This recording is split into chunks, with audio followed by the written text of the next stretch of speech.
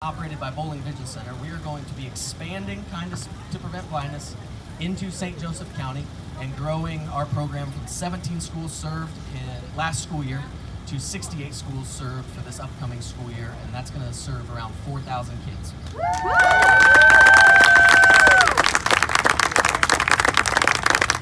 So, a couple quick facts just to get everybody on the same page of how we're going to do this. So this program, Kindness to Prevent Blindness, all first, third, fifth, and eighth graders are required by the state of Indiana to receive a vision screening as a part of the curriculum in the state of Indiana.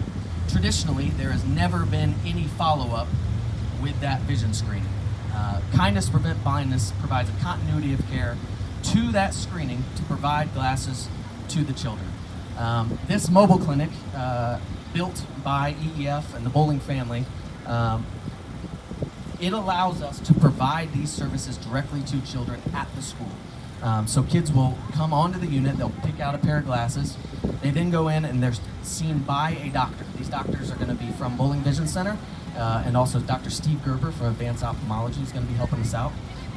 Once they go through a comprehensive vision exam, the doctor then provides the prescription to our optical team, and on the upper right-hand side, which we invite you guys all to go tour it after this, we have a complete lab to be able to cut the lenses and put them in frames on site so that kids can go back to class with glasses, which is really, really exciting and a very unique component.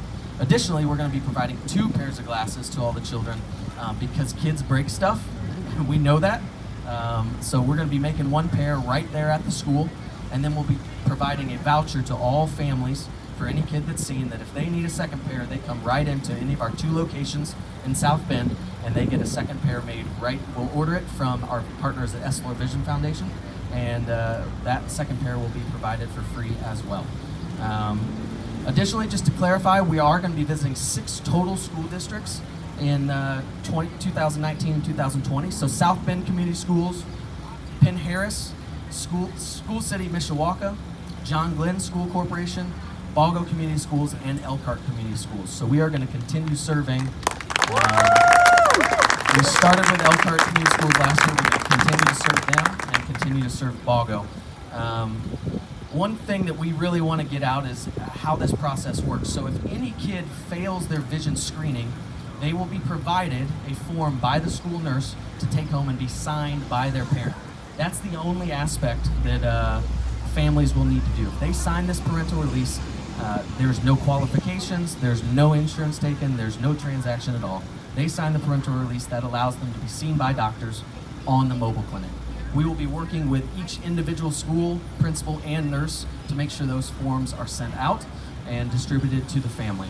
We're going to have a lot of documentation that's going to be going home with kids because we know parents have questions, and we want to make sure we're always clear on what we're doing and that we're providing answers. This would not have happened without a lot of partners, and I think it's one of the most powerful things about this program is the amount of people that came together to make it happen. This is a big undertaking, and it required a lot of hard work from a lot of people, and so I wanted to make sure that we recognized this list of people that helped make this happen, because it's really, really important that you all know what all went into it. So first, thank you to all the heads of the school foundations: Mary Lynn Wise, Dean Moore, Lisa Sleek, who helped with John Glenn School Foundation, and Jane Wright from Mishawaka Education Foundation. Thank you to you 4 for helping to bring this into the St. Joseph County school districts. Additionally, we were able to fund this thanks to numerous grants, and I'm going to run through those. The United Way of St. Joe County, Brian Tanner and Sherry Robinson, we were able to secure a $45,000 grant from them for the upcoming school year, which is outstanding. So thank you to United Way of St. Joe County.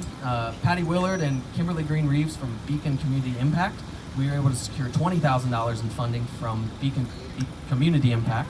So thank you to Beacon for that. Taki Kelly and the Kelly Cares Foundation, they came on board. We were just, Haley I'm sure we'll talk about, we were just in conversation with them, and they saw the need and saw what was happening and said, we want to help. So thank you to them. Thank you to Dr. Steve Gerber. We've all been very, very moved by Dr. Gerber. He found out that we were doing this, heard what was happening, reached out on his own and said, I want to help as well.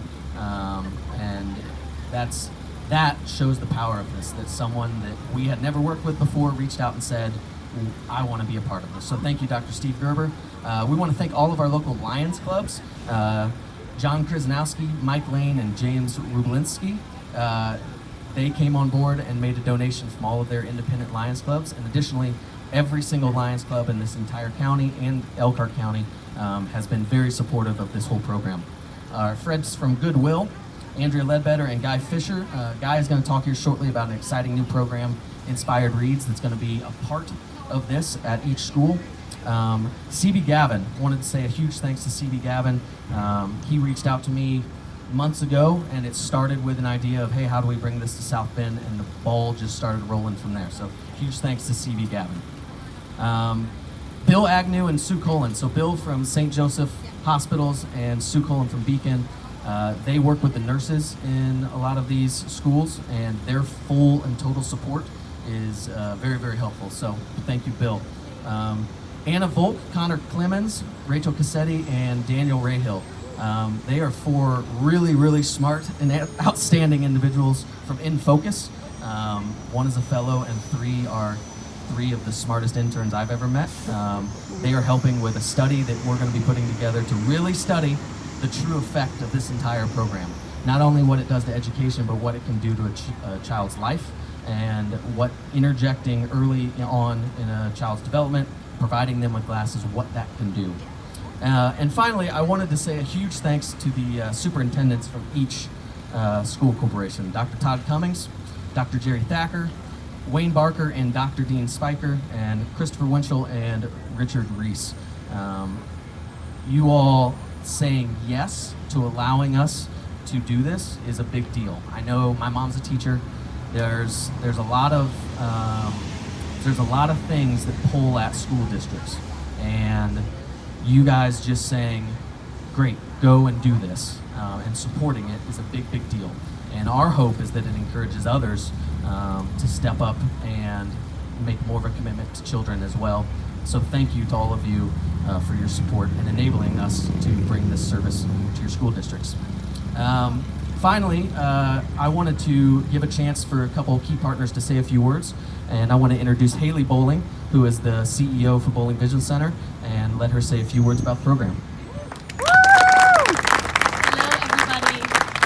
This is absolutely, I say this all the time, this is a multi-generational dream come true. As a kid, I come from a long line of medical entrepreneurs, and I come from a long line of public school supporters. And so this was a perfect marriage, coming together to make sure that our kids can be their best, but we can't expect them to be their best if we can't allow them to see their best. And so we are making sure that we are closing the referral gaps that currently exist when it comes to the school screening programs that the Indiana Department of Education require. That's what those first, third, fifth, and eighth grade students come in at. That's an Indiana Department of Education requirement. And so often, we either have school systems that have to ask for a waiver, or we're having a wonderful screening program, but oftentimes it stops there. It stops with a letter that's sent home, and parents don't always have the time or the resources or the availability to take it to the next level to make sure that those kids are actually seen with a medical eye exam and then fulfilled with those glasses. And so we said, you know what? We know that this referral gap exists. We know that making sure that kids have access to quality eye care is an issue in our communities. So we decided right then and there, you know what? Let's go ahead and close that gap. Let's go ahead and help kids see their best by helping them be their best. Let's make sure that every child in our district, in our community, is not labeled as behaviorally challenged. Let's make sure that they're not labeled as educationally challenged simply because they cannot see. And so this is a big thing for our family, multi-generational dream come true. When I was a kid, my grandfather, my dad, my sisters, my mom, they expected us to give back. They said, you know what, to whom much is given, much is expected. And at that point, we knew that we have to give of our time and our talents and our resources to make sure that we are meeting people where they're at. And that is what Kindness Prevent Blindness is. We are meeting people, we are meeting kids, we are meeting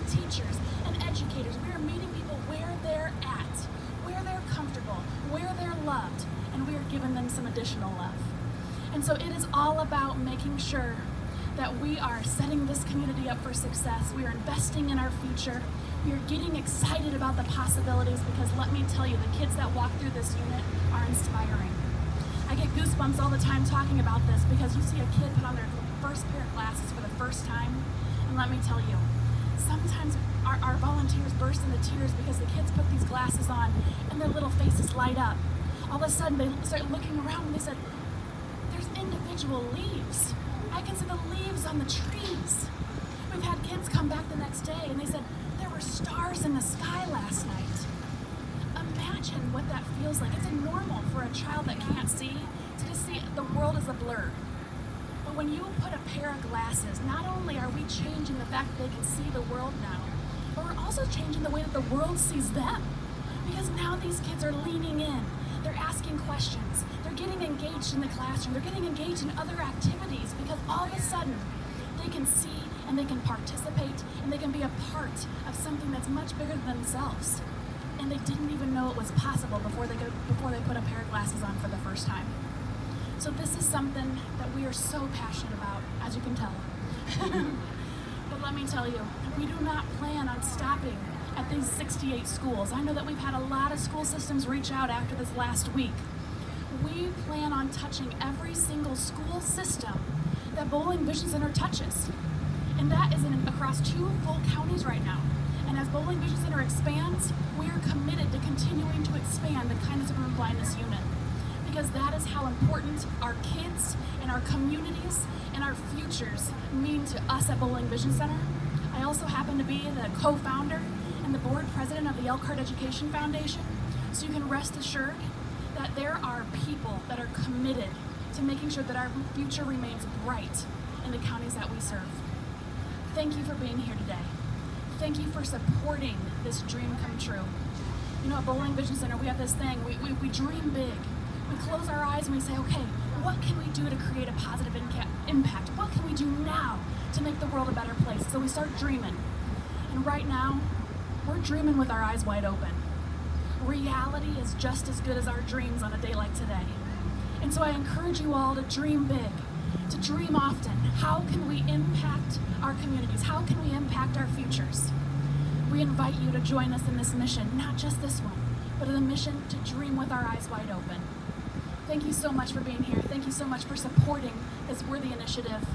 It is my absolute pleasure and honor to be able to provide this type of resource and this type of future-enhancing project to the communities that we serve. Thank you.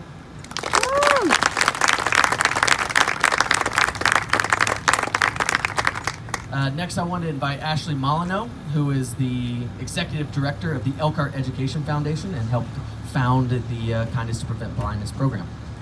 Thanks, Alex.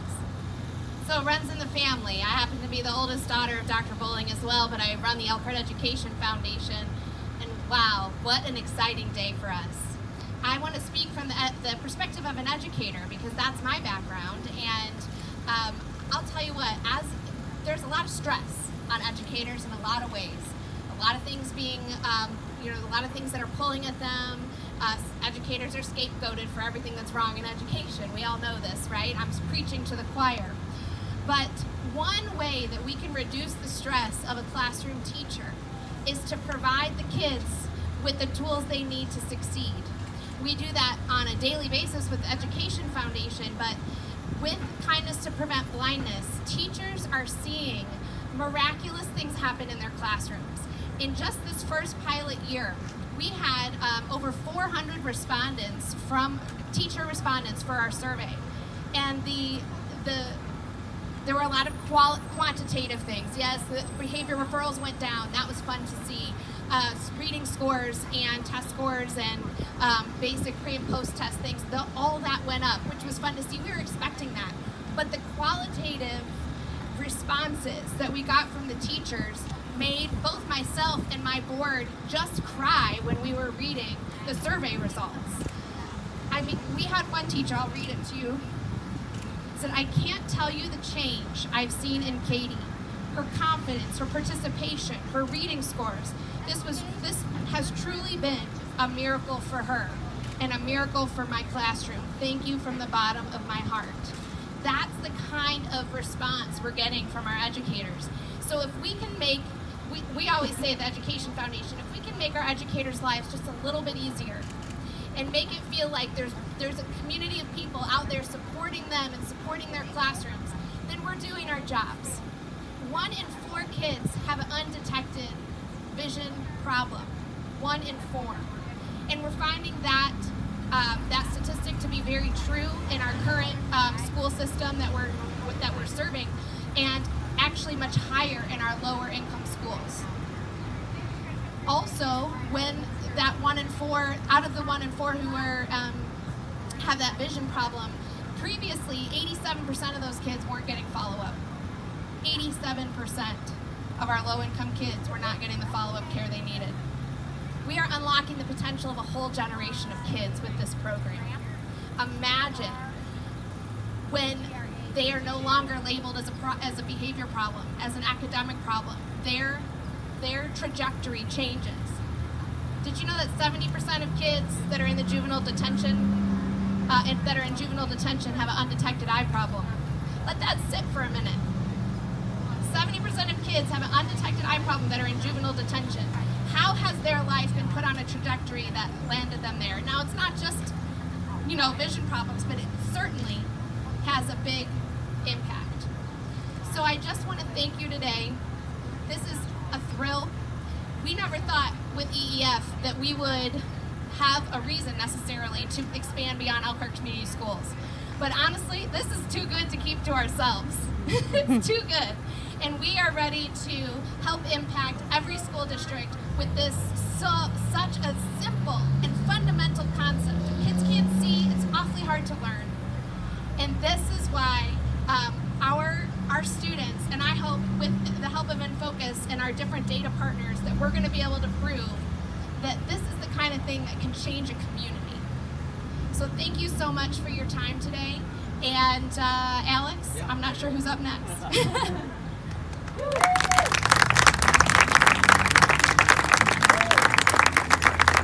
Up next, we have Guy Fisher from Goodwill. A little quick note on this.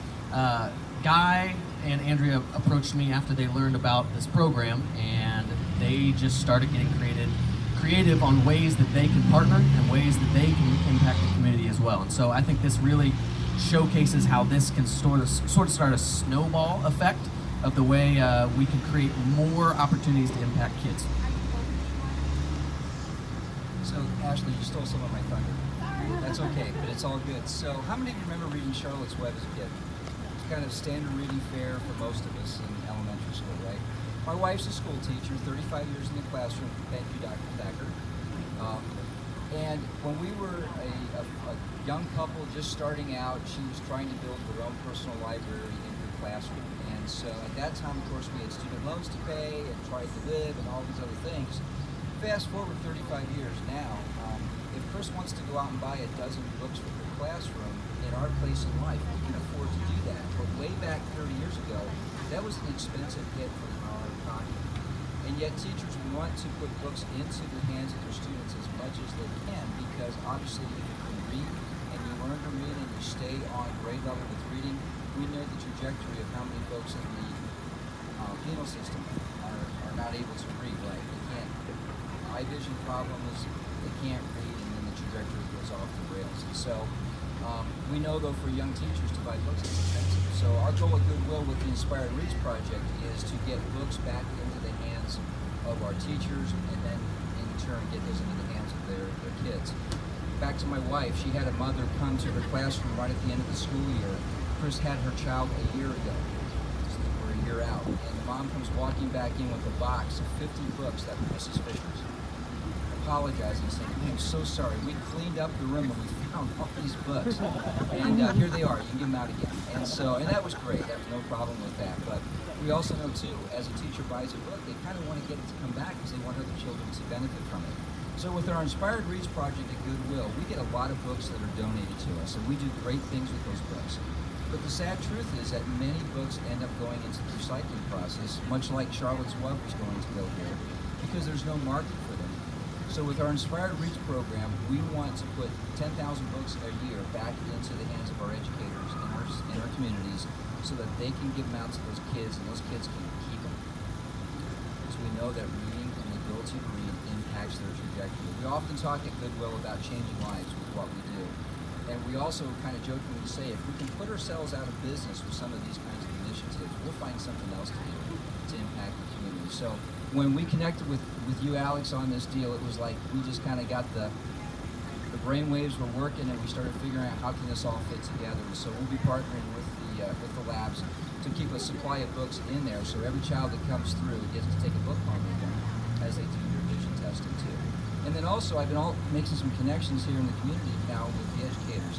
We've got books to give away, and I really need to know the best way to make this happen. We've got some ideas, but we would invite you to come hang out with us after we're finished here to kind of brainstorm about how that can work for your schools and our corporation too. So on behalf of Goodwill Industries, thank you for letting us be part of this. It's an amazing opportunity, and we're just pleased to be along for the ride. Thank you.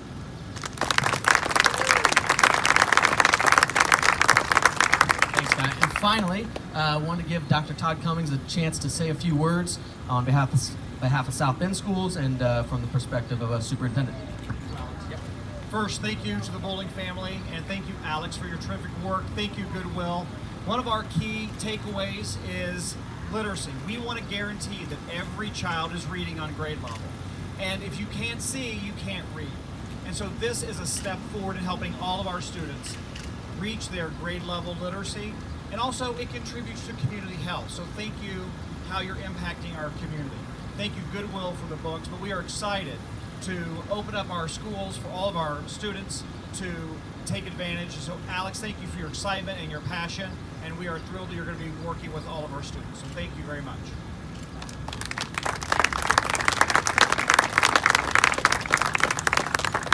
All right, that wraps up this portion. We would love to invite everyone to come and tour the mobile clinic.